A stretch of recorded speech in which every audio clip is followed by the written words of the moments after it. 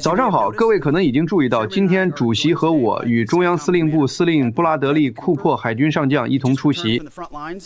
他刚刚从前线归来，视察了部队，会见了盟友，并在这次简报会之前，向我们汇报了实施怒火行动各个方面的最新进展。所以在主席发言结束后，我们将请库珀海军上将简要介绍一下他此行前往该地区的实地情况。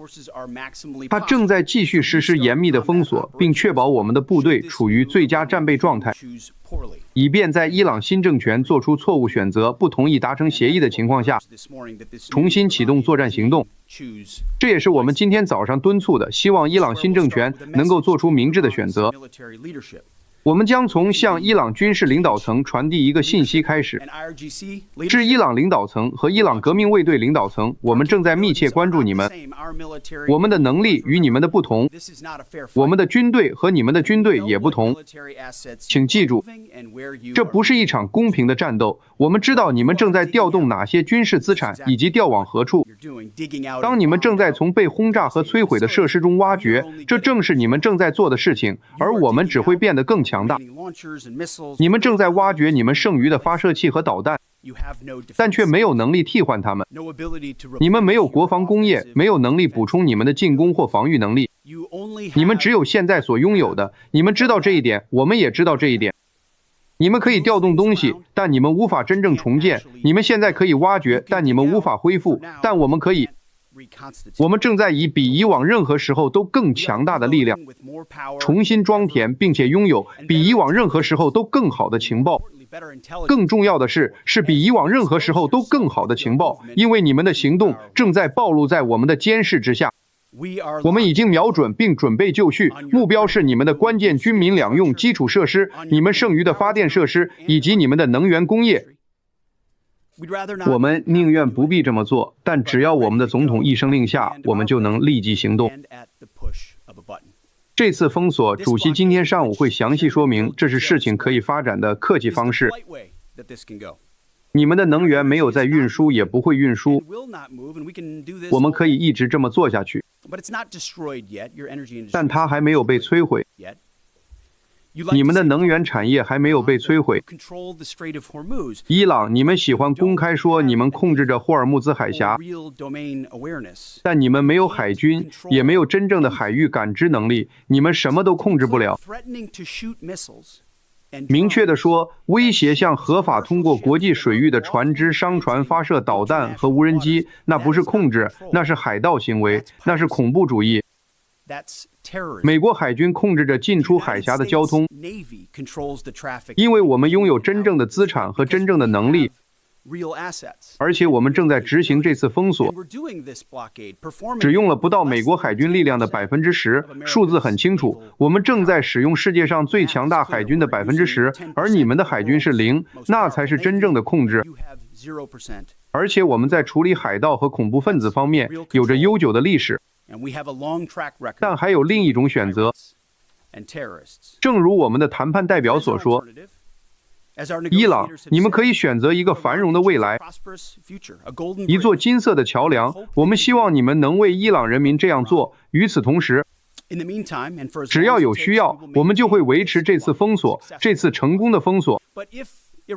但如果伊朗选择不当，那么他们将面临封锁以及炸弹落在基础设施、电力和能源上。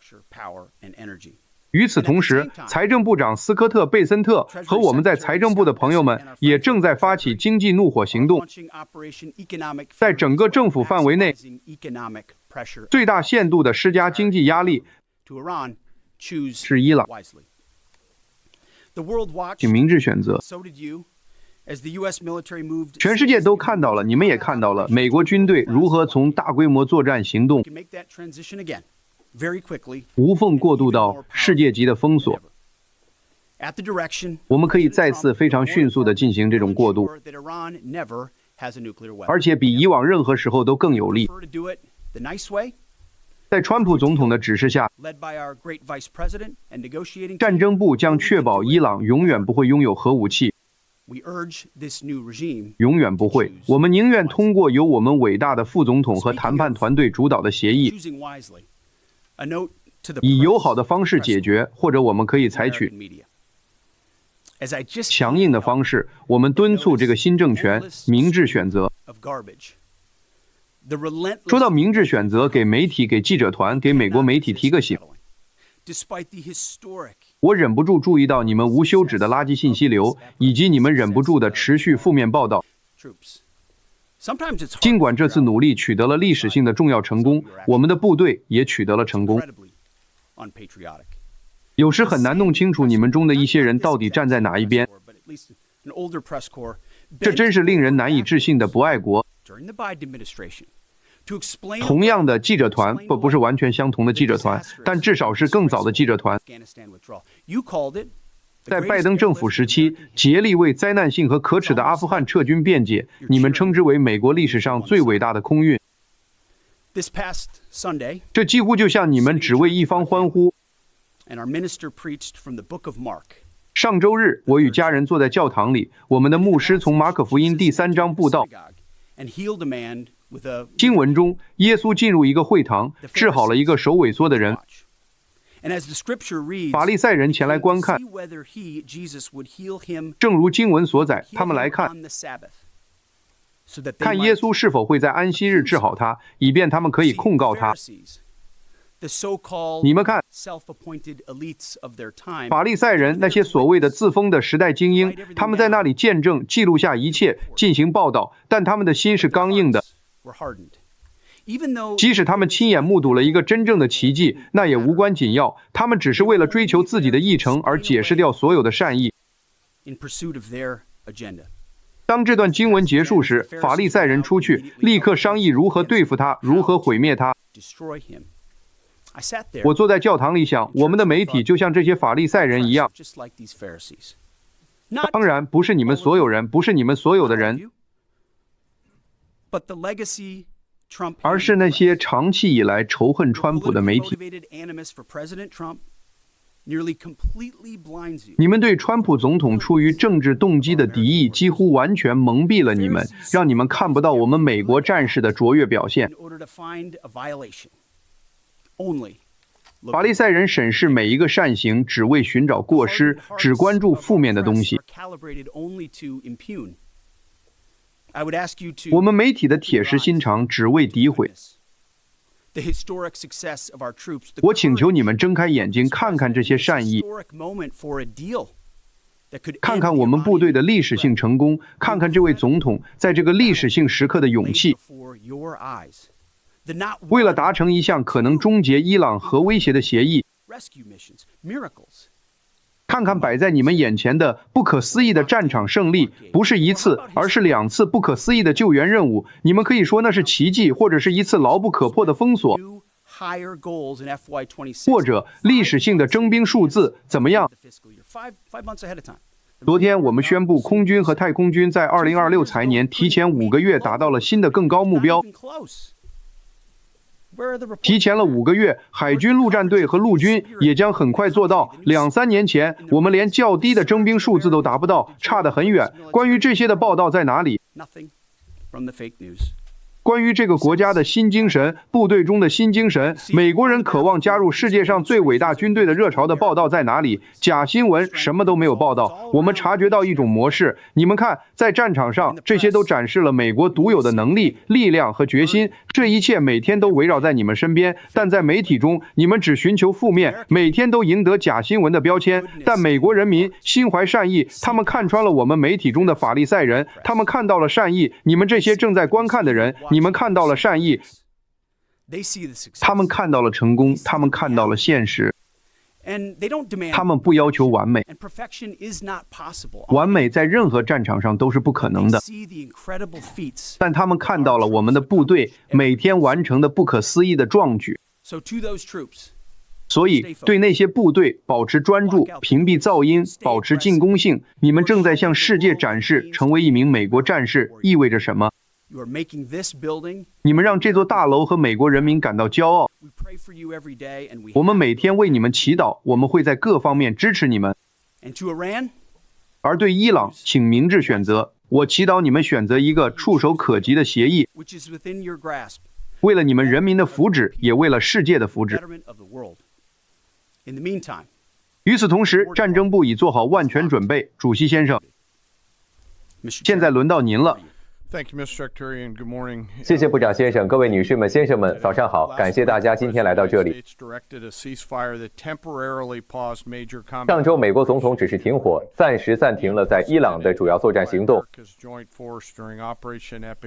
美国联合部队在史诗怒火行动中做出的前所未有的努力，为这次停火创造了条件。正如部长所说，我想强调的是，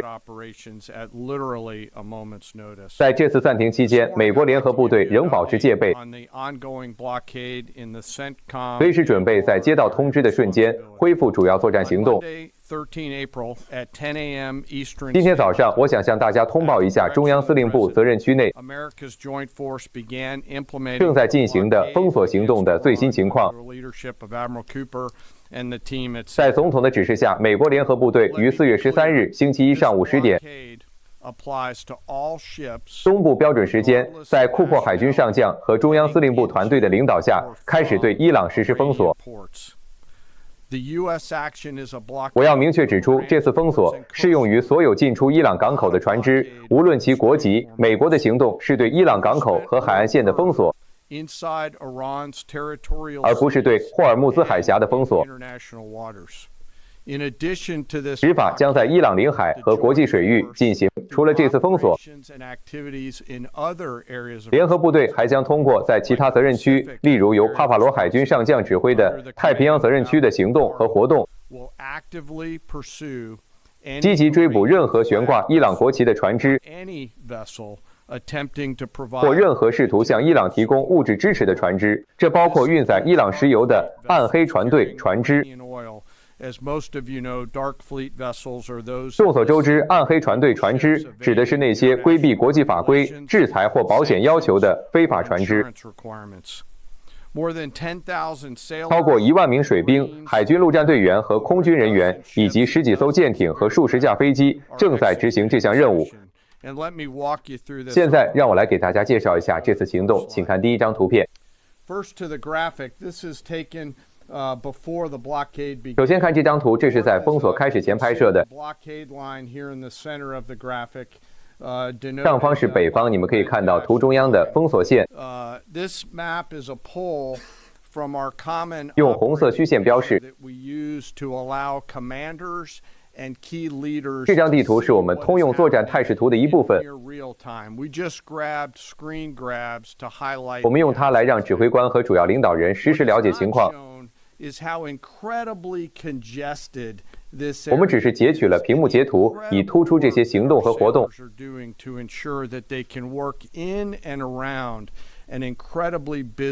图中没有显示的是这个区域是多么的拥挤，以及我们的水兵们为了确保他们能在如此繁忙的水域中作业所做的出色工作。图中也没有显示的是，在这片封锁区域上空，还有大量的战斗机、情报飞机、直升机以及其他搭载部队，包括空中加油机。你们会注意到，美军部队用蓝色表示，伊朗的船只用红色表示。当我们开始这次封锁时，有7艘船只引起了美国中央司令部的关注。通过各种情报工具，并在海军情报办公室和其他情报机构的协助下，部队于东部标准时间上午10点开始搜寻潜在的拦截目标。请看下一张图片。现在是东部夏令时间12点40分，封锁已经进行了2小时40分钟，试图突破封锁线的船只正在尝试越线。美军部队开始行动，在他们前方部署了一系列情报、监视、侦察和战术资产。这些试图突破封锁的船只立刻开始看到、感觉到并体会到美国作战力量对他们的压迫。领头船只通常是一艘驱逐舰。如图所示，连同来自亚伯拉罕·林肯号航空母舰打击群的空中力量，开始向那些船只移动。在每个关键时刻，美国海军都会发出警告。通常，一名年轻的水兵、一名初级军官会在其中一艘驱逐舰的舰桥上拿起麦克风发出警告。我引用原话：不要试图突破封锁。进出伊朗港口的船只将被登船拦截和扣押，请掉头，否则准备被登船检查。如果你们不遵守这次封锁，我们将使用武力。正如我之前提到的，当这条信息被发出时，那些船长们可以真切地看到、感觉到并体会到周围的压力。这是一个经过多次演练的精密机器。自封锁开始以来，已经执行了13次。请看下一张图片。现在封锁已经进行了24小时以上。你们可以看到多艘船只掉头，其中12艘留在了封锁线内，还有一艘没有在图上显示，它在东侧，甚至在尝试之前就掉头了。任何试图穿越封锁线的船只都会导致我们的水兵执行预先计划好的战术，必要时将部队带到那艘船上，登船并将其控制。这包括一系列升级的武力选项，其中可能包括鸣枪示警等等。下一张图，最后一张图显示的是4月14日晚间11点20分拍摄的。你们可以看到，所有这些船只的船长都做出了明智的决定，没有移动、通过或试图突破这次封锁。正如我之前提到的，到目前为止，13艘船只都明智地选择了掉头。并且根据部长和总统的命令，我们将继续维持这次封锁。任何不遵守我们指示的船只都将受到相应的处理。截至今天上午，美国中央司令部尚未需要登船检查任何特定船只。我还要提醒你们，我们也在太平洋责任区对那些在我们开始封锁前离开该区域的船只采取类似的海洋拦截行动和活动。在我把时间交给库珀海军上将之前，我想简要谈谈今天执行这次封锁的男男女女，也就是美国的水兵和海军陆战队员，特别是我们的驱逐舰和水面部队。当我们谈论美国驱逐舰时，重要的是你们和美国人民要了解他们的能力。阿利伯克级驱逐舰是美国海军水面舰队的骨干力量，它们长超过500英尺，排水量9000吨，是美国海军的跑车。从龙骨到桅杆，它们高近10层楼，4台燃气轮机可以驱动船只以30多节的速度航行。这些船只全副武装，配备了地对空导弹、对陆攻击巡航导弹、反舰导弹、反潜火箭、鱼雷、5英寸舰炮、多种电子战系统以及搭载的直升机。这些都扩展了每一艘驱逐舰的作战范围和能力。然而，毫无疑问的，这些舰船上最重要的武器就是美国水兵。超过300名作战人员是这些军舰的核心和灵魂。他们有时在海上长达数月，而这些在中央司令部责任区执行任务的舰船已经部署了数月之久。他们全天候保持持续的战备状态，始终为我们的联合作战部队提供支持。轮机舱里很热，轮机团队保持电力供应，让舰船正常运转，并能够响应舰桥的指令。在舰桥上，我们的水兵持续值守，战术性的、安全的操纵舰船穿过总是拥挤的水域。那里的船只非常多。这就像在发薪日的周末，在有成千上万孩子的超市停车场里开跑车一样。你试图在其中穿梭，去拦截那艘试图突破封锁的船只。在作战信息中心，也就是 CIC 舰船的战术作战中心，那里是做出决策的地方。当威胁出现时，这些年轻的水兵会实时决策如何识别并处理这些威胁。他们总是表现出色。这些舰船由我们水面作战海军中最年轻的水兵驾驶。舰桥上值守的舵手通常只有18到19岁。他们被信任驾驶这艘军舰，穿过那个超市停车场，而不撞到任何东西。驾驶官，一位同样年轻的军官，通常刚大学毕业几年，他们负责给年轻的舵手下达指令，告诉他们如何驾驶这艘美国军舰，以执行部长和总统赋予我们的任务。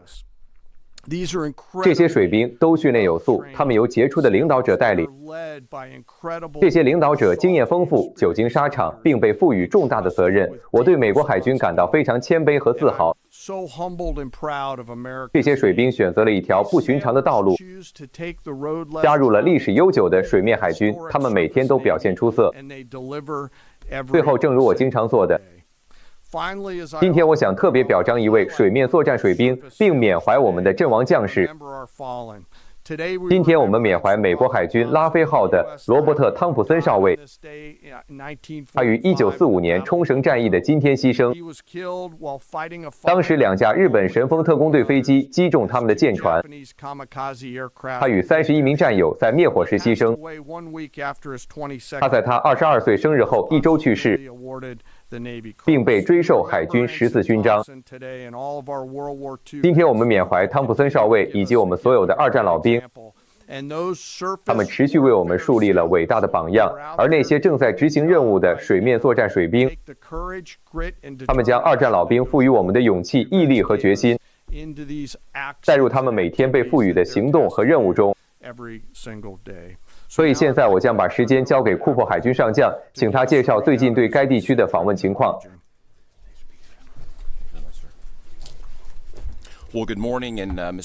早上好，部长先生，感谢您的盛情邀请。主席，很高兴能和您在一起。今天能代表部署在中东地区支持各项行动的5万多名美国军人来到这里，我感到非常荣幸。很高兴有机会能强调我们前线作战人员的巨大努力，以及与地区盟友持续蓬勃发展的重要伙伴关系。事实上，昨天我刚从中东地区返回，这是我过去15天内的第2次中东之行，2次访问截然不同。一次是在我们对伊朗进行进攻行动期间，第2次也就是最近这次是在正在进行的停火期间，非常不同。在我最近的2次行程中，我探访了部署在该地区70多个不同地点的部队，这些地点的距离大致相当于从佛罗里达州到亚利桑那州的跨度。我一直认为我们取得的每一次成功都始于并忠于我们的人民，而这一点确实闪耀着光芒。在这些访问中，我有幸亲自表彰了100多名军人，他们展现了非凡的英勇、勇气和在炮火下主动出击并实施打击的精神。每次与这些在前线的年轻军人互动，我都会被他们的勇气、韧性和坚定不移的承诺深深打动。他们的故事非常了不起。在很多情况下，你们在电视上已经看到过这些，比如战斗机飞行员在伊朗导弹发射前一刻将其摧毁。这些导弹原本是针对美国人和我们的伙伴的，他们还在德黑兰及其周边地区对关键军事目标进行了超过13000次的打击。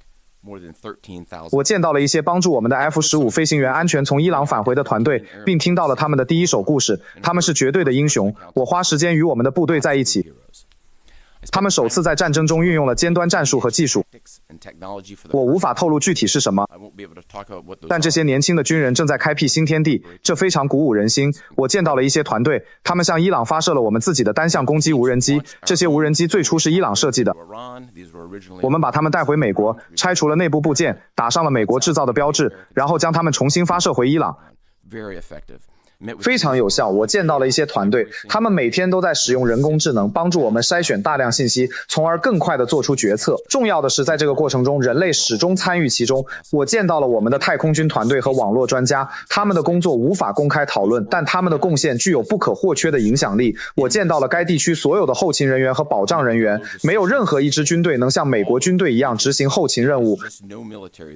这个团队每天都在运输数千吨物资，工作非常出色。我见到了我们的防空人员，他们击落了伊朗的弹道导弹。我特别想对这个团队说的是，他们的行动在史诗怒火行动期间，无疑挽救了中东地区数千人的生命。总而言之，我个人评估，在这些几次行程之后，我们的部队士气高昂，专注警惕且随时待命。他们正在利用这段时间做几件事：我们正在重新武装，我们正在重新调整装备，并调整我们的战术、技术和程序。世界上没有哪支军队能像我们一样进行调整，而这正是我们在这次停火期间正在做的事情。关于合作伙伴，我想补充一点。我与地区盟友和伙伴在高级文职和高级军事层面的讨论，都强化了我们对地区安全的共同承诺。但除此之外，在并肩作战之后，我评估我们的军事伙伴关系比以往任何时候都更加牢固，因为我们在这次停火期间继续在该地区保持着非常积极的防御态势。这种态势横跨整个阿拉伯半岛，从伊拉克北部一直延伸到阿拉伯湾北部。为了在中东地区建立世界上最大的防空伞，我们让经过专门训练的美国军事防空人员与我们的伙伴国士兵并肩作战，真正的并肩作战。为了让你们了解他们的贡献和影响力，巴林国王和王储都亲自叫得出我们士兵的名字。这些领导人对我们的军人表示赞赏，他们继续与我们的伙伴并肩作战，支持区域防御。这种情感在所有海湾盟友中都得到了广泛的认同。我一遍又一遍地听到这个信息，那就是我们与你们同在。正如部长和主席所说，巴林、阿联酋、沙特阿拉伯、卡塔尔、科威特和约旦都是非常出色的队友。我有机会会见了他们的资深领导层以及他们的部队，他们同样令人鼓舞，同样致力于共同防御。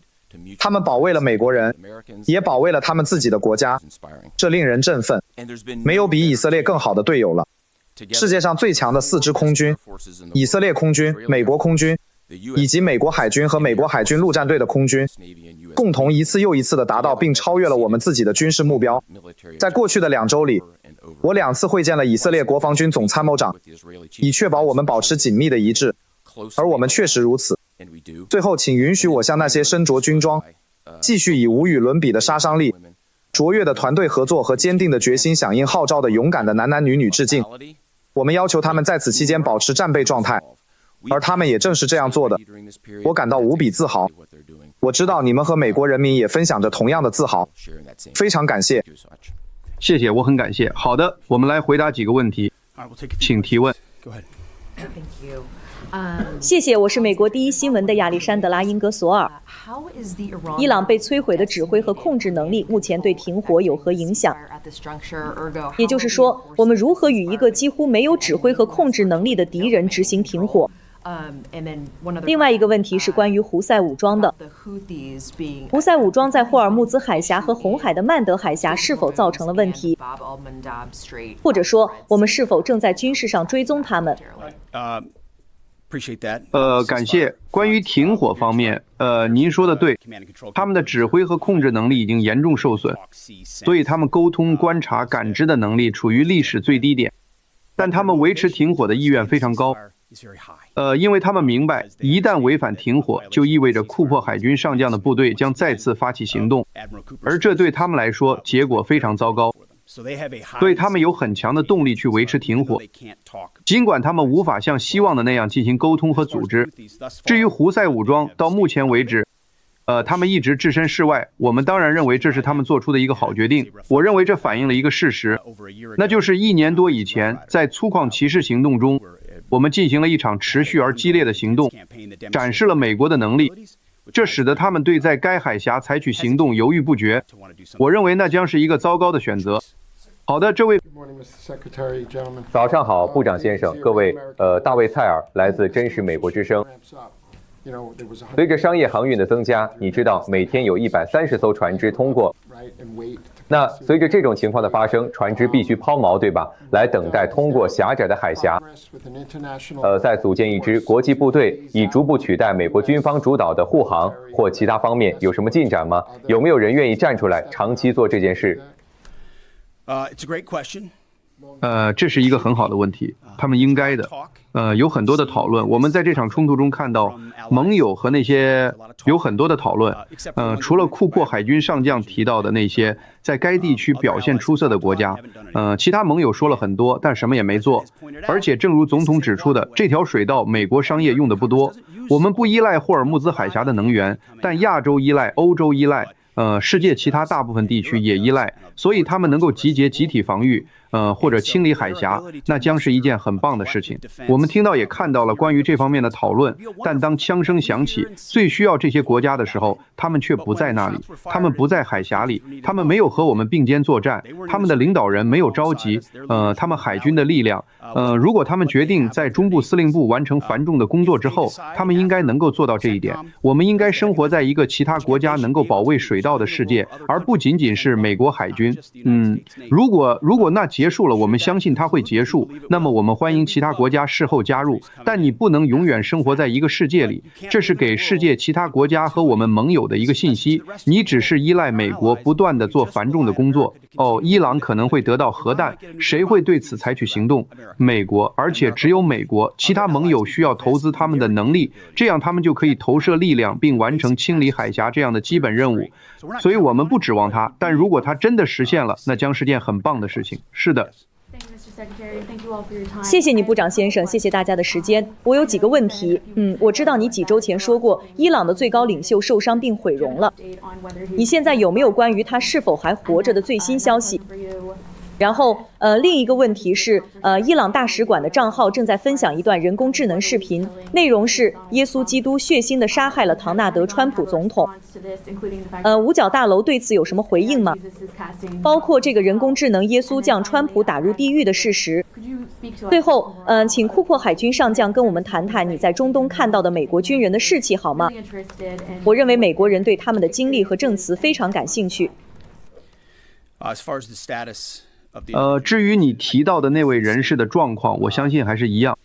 他现在没有太多消息传出，这是可以理解的，因为有很多恐惧。据信他还活着，受伤并且毁容，状况保持不变。至于那样的视频，当然那是令人作呕的，而且脱离了现实。伊朗在宣传讲话中说了很多基于彻头彻尾谎言的话，他们的行动也一直是谎言。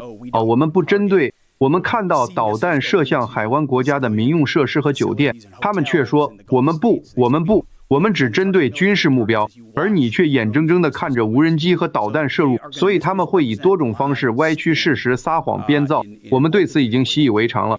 最终他们需要坐到谈判桌前达成协议。这个问题我将交给库珀上将。是的，我只想重申我之前的评论，士气非常高昂，任何军人都可以花大约2秒钟的时间，通过与大家见面来了解士气如何，而且非常清楚，这些都是充满动力的年轻男女。在行动初期，我有幸给前方团队写了一封信，我告诉他们，这将是一项具有极其重要意义的任务，在一个能够有所作为、具有重大影响的时刻服役。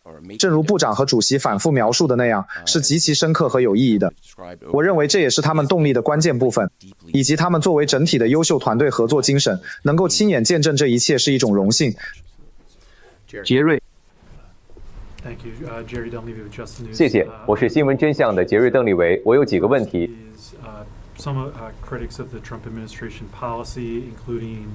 首先，一些川普政府政策的批评者，包括前国家反恐中心主任乔肯特，试图声称川普政府对伊朗的零浓缩政策，实际上并非川普总统的政策，而是以色列人强加给他的。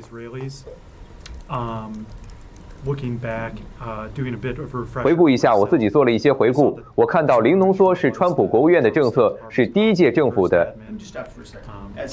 让我打断你一下，不像你刚才提到的那个人乔肯特，我本人几乎每天都在总统身边，并且参与了围绕史诗怒火行动构想的每一次关键会议。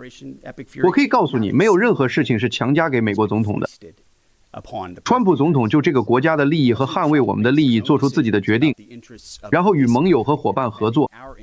这里指的是以色列，他们拥有强大的意愿和能力，我们对此心存感激。没有任何事情是强加给川普总统的。所以那些没有参加这些会议却喜欢对此发表言论的人完全是错误的。如果可以的话，我有一个简短的问题想问库珀海军上将。谢谢您，长官，也谢谢您来到这里。在实施怒火行动期间，13名美国军人牺牲了，其中一些人显然是在一次飞机空中加油事故中，另一些人死于伊朗的袭击，包括一次无人机袭击。我想知道您是否可以和我们分享一下那些伊朗的袭击是如何成功的，以及你们吸取了哪些教训，以及未来将如何运用这些教训，以确保我们能够更好地防御此类袭击。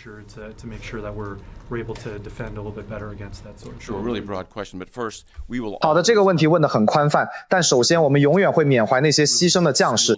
这13位牺牲的将士确实坚定了我们的决心，也凝聚了我们部队的士气。我个人认识许多牺牲的将士，我也见过许多受伤后重返岗位的将士，90%的伤员都已重返岗位，这给了我们一种使命感和动力。我们已经吸取了几十甚至上百条经验教训，就在此时此刻，我们所有的联合作战部队都在非常策略性地运用这些经验，就在这里，就在现在。如果用足球来打比方，无论是中场休息还是第3节和第4节之间，优秀的球队总是在不断调整。我们无疑是一支优秀的队伍。我们现在正在做的就是吸取教训，并以有意义的方式加以运用。至于具体是什么，我不会在这里透露。我要说的是，这些经验不仅适用于中央司令部，也适用于其他所有的联合作战部队。我们是一个善于学习的组织，所以世界各地的对手都应该认识到并警惕这一点。毫无疑问，我也是一样。我和主席在多佛有机会迎接了那13位将士和他们的家人，这确实坚定了我们的决心。我可以证明，这次行动的每一个环节都经过了周密的计划，包括部队保护，确保中央司令部拥有所需的一切，并采取了适当的态势。这始终是这项工作的重中之重。最后一个问题，谢谢您，赫格塞斯部长。有报道称，美国情报显示中国正在准备在停火期间向伊朗运送武器。您对此有何反应？这些报道准确吗？如果中方推进这些运输，会有什么后果？如您所知，川普总统与习近平主席有着非常牢固和直接的关系，他们就此进行了沟通。中方已经向我们保证，这确实不会发生，也是本着他们下个月将举行的会议的精神。非常感谢，谢谢。